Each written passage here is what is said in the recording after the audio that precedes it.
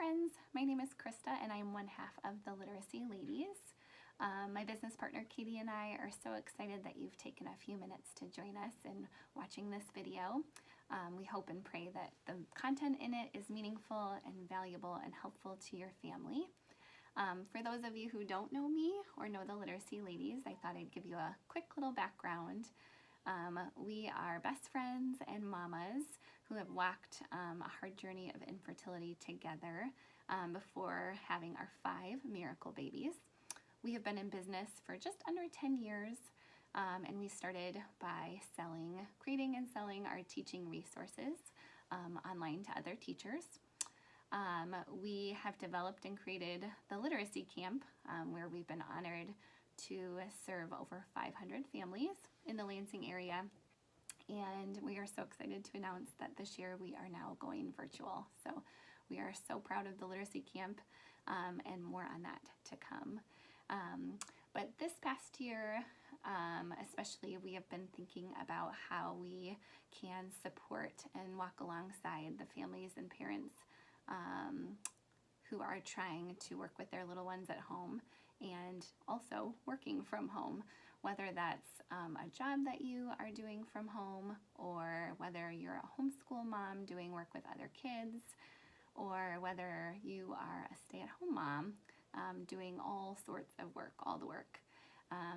We have been thinking about you this year and really wanted to create something that could be helpful to you. So we have developed a guide, an easy to implement guide for any busy mom called 9 Steps to keep your kids busy and learning while working from home. And today I thought I would share with you a couple of those ideas that hopefully you can take right away and implement them quickly and easily in your homes. No need to take notes. You're welcome to. But all of this is available for free on our website. You can go to theliteracyladies.net, and there is a tab for parents right on the homepage that you can snag this guide and follow along. You can also check out the other tips that I won't be sharing on this video there too. Okay, the first step I'm going to walk you through today is to create a space for learning activities in your home. This happened to both of us this year.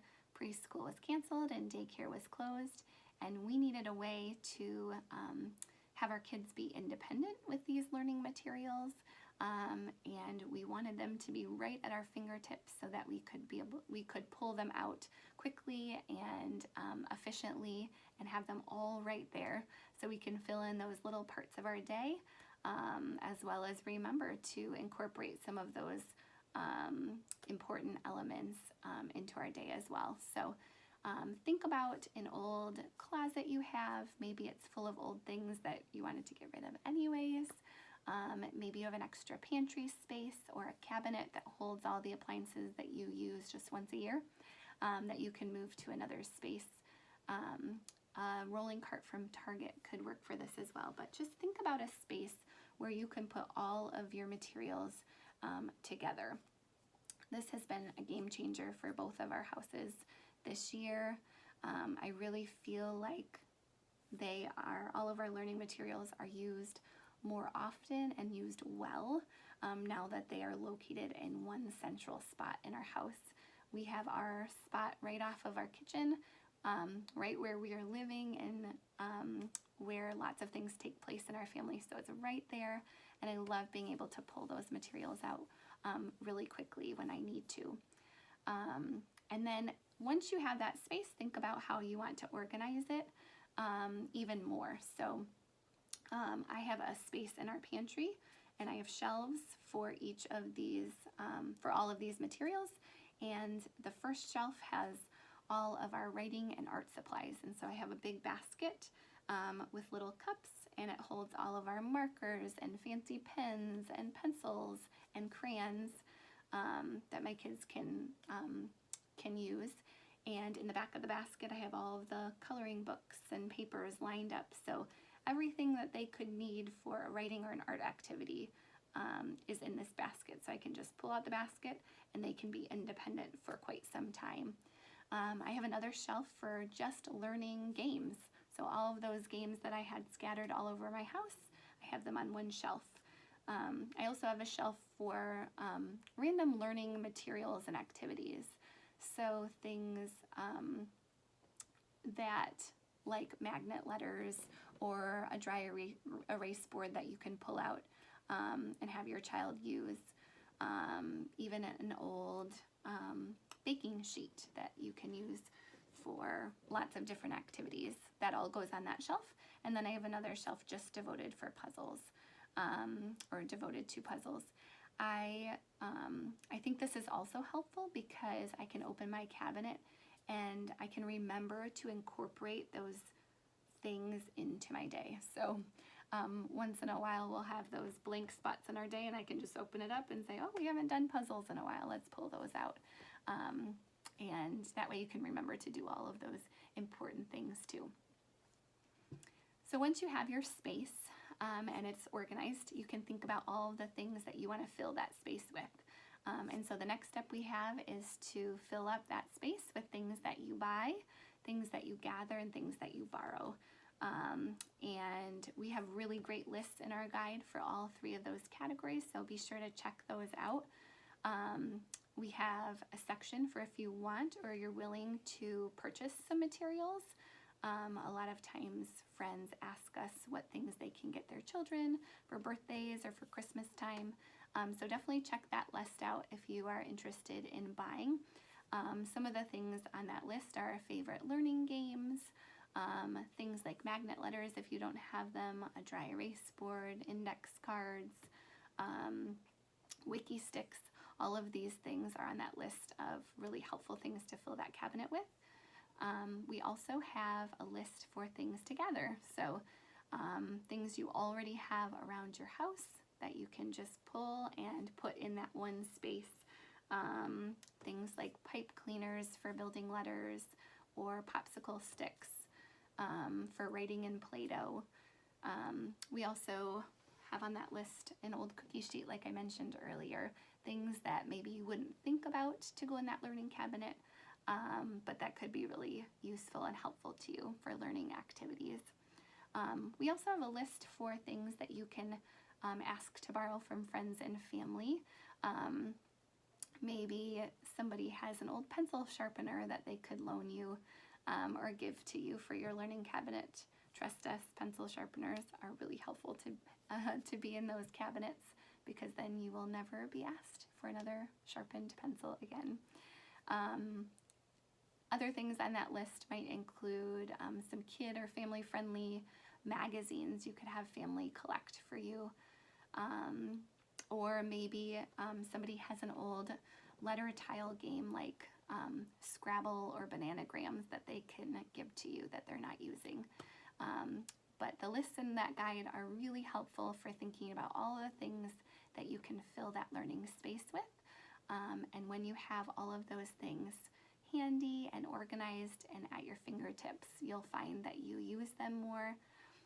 Your kids will be able to be independent with all of those materials, and some really meaningful and authentic learning can happen. Okay, the next step I'd like to talk to you about is one of my favorites, and that is to organize the books in your home. I really think that this is something that can be done quickly, that really is powerful with your kids in getting them to read independently and inspiring them to love reading. This is something also that we are asked often by friends and family as they continue to grow their book libraries in their houses. They think, what am I going to do with all these books? Where do I put them? How do I display them?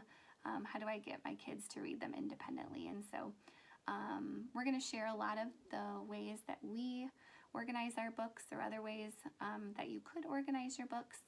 And we really want you to be inspired by these ideas. Don't feel like you have to implement all of them, but we really want you to think about your own kids and your own book selection and do what works best for you, your kids, and your family. So the first tip we always offer is to have a library book basket. This seems really simple, but it's a perfect way to make sure that you are remembering to read all those library books that you checked out so carefully at the library. It helps your kids to be really independent because they know just where they go when they're finished reading. That way you don't have to spend lots of time going all around the house finding all the library books. On library pickup day, you can just grab that basket and go. Another tip is to prioritize the books that are important to your family.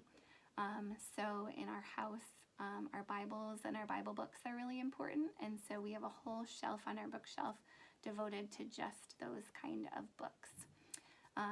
Another way that we organize our books, we like to have them in the space that we are most often. So we have most of our books in our family room, and then each of our kids have a bookshelf in their bedrooms as well. But in the family room, the majority of our books are organized by hard and soft cover. It's a really simple way for kids to see an organization system. And we love our hardcover books with spines facing out just like a library or bookstore, so kids can browse independently and find a book that they'd like to read. So that is a great way to organize your books. Think about books that you want to grab quickly. So you might have all of your baby board books in a basket, or your nonfiction books all in a basket that you want to make sure to grab and incorporate those into reading time. So you can think about those kind of books too. You can also have holiday or thematic books every month. We have a basket on our fireplace where we keep just the books that are special for that month. And if you're looking for a good list, we have one of our favorite parent resources, and it's called the At Home Monthly Learning Guides. And so we have for each month a list of 10 of our very favorite holiday and thematic books for each month, as well as writing prompts and learning activities for months. So be sure to check those out. Those are on our website too, under the Parent tab. But we love to pull out our holiday books at the beginning of every month. You can also organize your books by category. Kids love to look through different categories of books, so if you have a large selection of books, this might work for you. You might keep all of your animal books in a bin, or all of your favorite author books in one bin, or you might even have a basket for just your Magic School Bus books. So think about your own selection and think about possibly organizing your books into categories, because that is a great way to organize as well. You can also think about books if your child is independently reading at a certain reading level. You can have a basket or a bag for just the books that they're able to read on their own. This is a great strategy for thinking about your growing readers, your early readers, as well as kids who maybe are struggling readers. Keeping a basket or a bag of books with just the books that they can read on their own is really powerful strategy. And one other way that I want to share with you from our list is to feature certain books. I love this strategy because it really inspires kids to maybe try out some new books that they wouldn't normally grab. So this might be a special shelf or a special spot on your bookshelf too, where you can turn books out, face them outward, and kind of prop them up open, kind of like you see in a bookstore or the top of library shelves where they feature some new books or some interesting titles. So you can have a feature shelf that you just rotate those books out once in a while or once a month.